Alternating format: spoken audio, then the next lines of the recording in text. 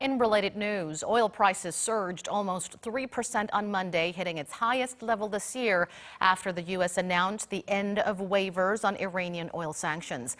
The ban on Iranian oil is also expected to hit South Korea's petrochemical industry, which relies on Iranian oil as a source of ultralight oil or condensate. Our Kim Da-mi has this report.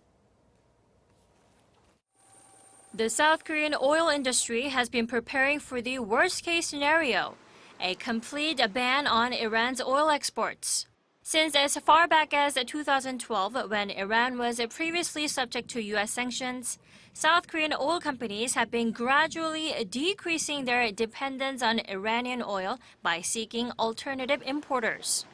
The country's crude oil imports from Iran for the first 2 months of 2019 totaled only 61% of the amount imported during the same period the previous year. Domestic oil companies, including Hyundai Oil Bank and SK Energy, have already diversified their crude oil supplies.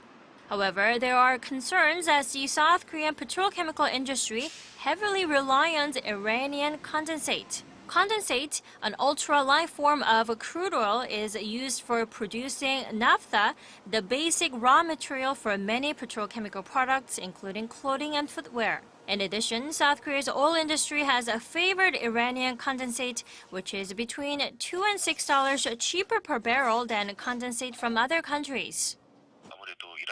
There's a limited number of countries that can replace Iran and its oil, like Qatar, Norway, and Japan. Because of the short supply, rising prices of oil with condensate will be inevitable.